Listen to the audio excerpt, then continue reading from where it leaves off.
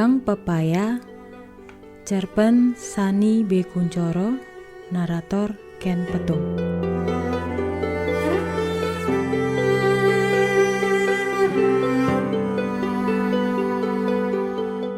Kau berdiri di bawah cahaya lampu merkuri. Semburat warna kuningnya menyiramkan terang pada tubuhmu seutuhnya. Maka berpasang-pasang mata yang melintas di jalan itu niscaya akan menangkap sosokmu.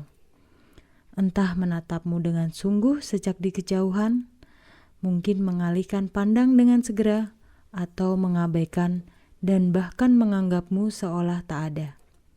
Bisa jadi bagi mereka, kau tak ubahnya serupa bekas bungkus permen, atau sehelai daun kering. Mungkin pula seolah tisu bekas yang tergeletak sembarangan karena ulah seseorang yang tak bertanggung jawab, yang alpa menempatkanmu di keranjang sampah. Kotak sampah, itulah tempatmu yang sesungguhnya bagi mereka. Gerumbulan benda-benda tak terpakai, terbuang pada wadah tertentu demi tak mencemari benda lainnya.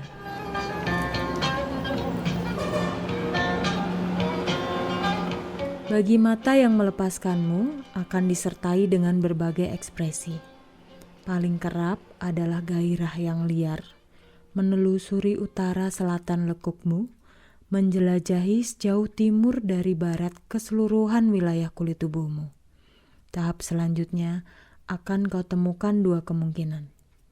Pertama, gairah yang menyurut untuk kemudian meninggalkanmu dengan segera. Seringkali disertai dengan isyarat berkesan meremehkan yang sungguh selalu menyakitkan hatimu.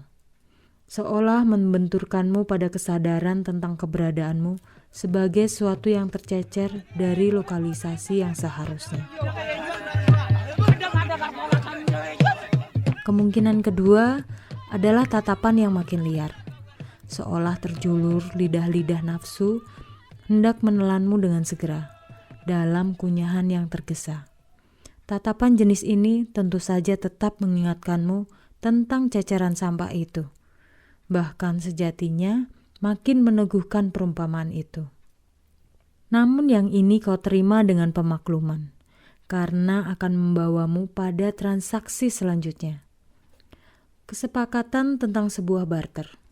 Kau berikan milikmu untuk memenuhi sebuah keinginan atas nama pemenuhan biologis birahi. Lalu kau dapatkan imbalannya yang secara teknis juga memenuhi beberapa keinginanmu, yakni keinginanmu mengurangi rasa lapar, keinginan mengirim uang ke kampung bagi Simbok, keharusan membayar biaya listrik, kewajiban mengangsur utang ini itu. Terhela nafas panjangmu, seolah ingin meredakan gelisahmu. Setiap kali ingatan tentang kewajiban ini itu mendatangimu. Sudahlah. Kau sandarkan tubuh pada tiang listrik.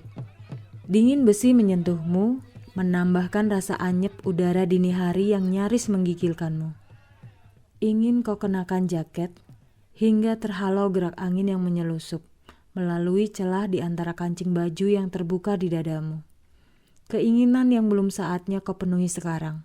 Bila jaket itu membungkusmu, maka akan tersamar pula aset andalanmu. Sungguh kau tahu, disitulah gairah pelangganmu bermuara.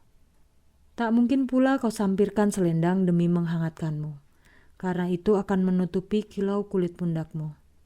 Meski kau jaga pundak itu berpendar, menjadi serupa cahaya neon bagi para laron yang akan bergegas menghampirimu. Maka mesti kau abaikan gigil yang menjalarimu, atau lebih memilih menjadikannya sebagai suatu yang menemanimu menunggu calon pelanggan yang berikutnya menghampirimu. Mungkin satu transaksi lagi cukuplah. Kau sedang berpikir untuk menurunkan harga bagi pembeli terakhirmu malam ini, saat terlihat sebuah becak merapat pada pohon trembesi di kejauhan. Seketika surut niatmu menunggu pembeli terakhir. Mungkin padam adalah penamaan yang lebih tepat karena kemudian dengan tanpa berpikir ulang kau kenakan jaket dan melangkah cepat menuju becak itu. Tarikan nafasmu terasa lega saat balutan jaket menghangatkanmu. Wes, meh mulih saiki? Tanya tukang becak itu menyambutmu. Paling wes ora payu maneh. Sudah lewat dini hari, yang tersisa hanya pemabuk berkeliaran. Ayo mulai wae, jawabmu. Sebaiknya begitu, tiwas rugi meladeni orang mabuk. Biasanya lali bayar. Tukang becak itu merendahkan ujung mulut becaknya demi memudahkanmu untuk naik dan menjangkau jok dudukan. Segera setelah kau duduk, becak meluncur tanpa tergesa. Kayuhan bertenaga itu menyamankan hatimu, menumbuhkan rasa terjaga dalam dirimu. Kau ingat dengan baik awal mula menjadikan becak itu sebagai pengantarmu. Ada razia ketika itu, membuat kau dan teman-teman komunitasmu lari tunggang langgang tak tentu arah.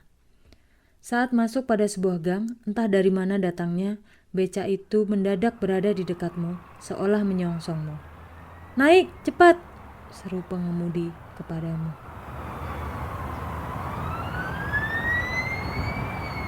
Tanpa berpikir ulang, kau ikuti saran serupa perintah itu. Segera becak meluncur cepat. Dengan tergesa pula kau sampirkan selendang sebagai kerudung. Menghapus pemulas mata dan bibir di wajah, sekali usap dengan tisu basah, tersamarlah sudah. Tak ada lagi yang berlanjut mengejarmu. Lalu begitu saja kau telah tiba di depan pintu komplek rumah petakmu. Terperanjat menyadari bahwa kau bahkan belum sempat memberitahu arah tujuanmu. "Kok wis ngerti aku tinggal sini?" kau bertanya. "Kamarku di ujung dekat sumur," jawab penolong itu sembari memberi celah cahaya bulan menerangi. Membuatmu melihat sebuah wajah yang tak asing. Kau terkejut dan malu hati pada saat yang sama. Menyadari betapa abai pada tangga sekitarmu, apalagi pada seseorang tukang becak. Begitulah mulanya, sehingga kemudian kau menjadikannya sebagai pengantar tetapmu. Suatu hari kau temukan dahan pepaya itu di sudut pekarangan. Agaknya dahan itu patah dari cabangnya dan terbuang percuma.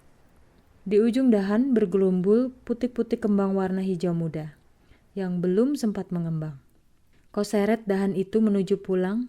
Kau ingat Simbok yang hanya membutuhkan bawang dan lombok hijau untuk menjadikan bakal kembang ini menjadi oseng-oseng yang sedap. Tak ingin kau lahap sendirian oseng itu. Dengan selembar daun jati bekas bungkus tempe, kau bungkus sebagian oseng itu bagi tukang becak pengantarmu. Mengingatkan pada Simbok, katanya menerima pemberianmu. "Ya, ini masakan kampung," katamu mengiyakan. Sembari berpikir bahwa ternyata suasana kampung memiliki kenangan yang serupa bagi beberapa orang. Bahwa santapan sehari-hari pada umumnya berasal dari tumbuhan di pekarangan sendiri. Kembang turi, daun pepaya, dan jantung bunga pisang hanyalah beberapa di antaranya. "Rasane dadi kepingin mulih." Kalimat itu terucap dengan nada mengambang, serupa dengan harapan yang tersirat, kemampul tanpa kepastian tercekat dirimu seketika.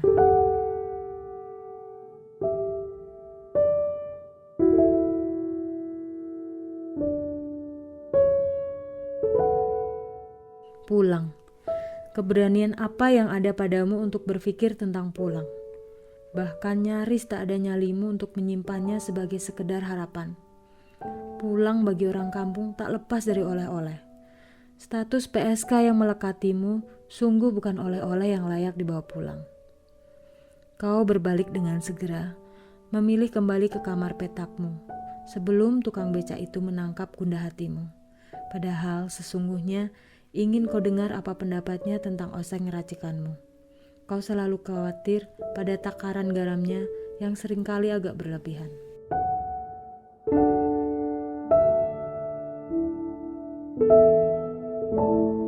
Malam telah jauh bergeser menuju pagi. Itulah yang bernama dini hari. Saat udara malam bergerak turun mengendap, untuk kemudian rebah di daun dan rerumputan sebagai embun. Kau lingkarkan selendang seolah menghalau embun yang bergegas menghampirimu. Lambat langkahmu menuju pohon trembesi di perempatan, menuju becak yang telah menunggu entah sejak kapan. "Ora payu blas," katamu lesu seraya menempatkan diri di jok becak. Namanya rejeki tidak harus datang setiap hari. Inilah pasang surut kehidupan. Perlahan tukang beca itu menanggapimu, seolah berusaha menenangkan.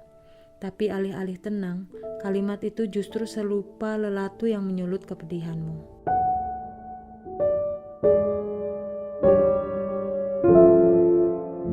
Tapi rasa lapar tidak mengalami pasang surut, selalu datang setiap hari, sergahmu.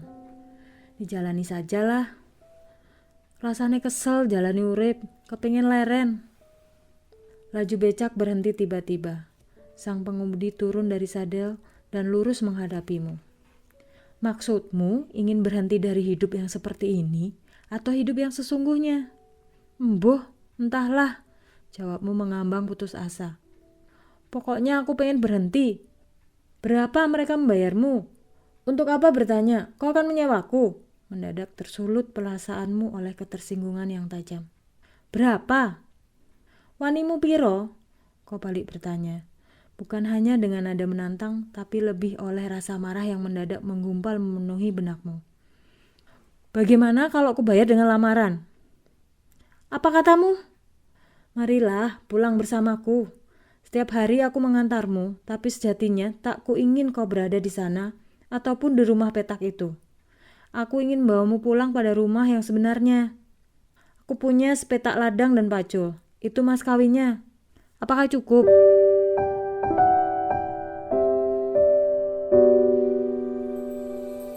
Kau tercekat seketika, antara percaya dan tiada. Pahit kau sadari betapa tak berharganya dirimu berhadapan dengan sebuah lamaran. Tersadari kini, dari manapun berasal, lamaran adalah sebuah permohonan demi suatu ikatan yang suci, meski itu dari seorang tukang becak sekalipun. Aku ini mong sampah, kamu bergumam tak bernyali. Kembang pepaya itu awalnya juga sampah, patah dari dahannya dan terabaikan di sudut pekarangan, sebelum kau mengolahnya menjadi oseng-oseng yang sedap. Apakah yakin bisa mengolahku menjadi istri yang baik? Yakin, harapanku sederhana. Katakan, hidangkan selalu oseng kembang pepaya. Hanya itu. Temani aku saat makan, entah duduk di depan atau di sebelahku.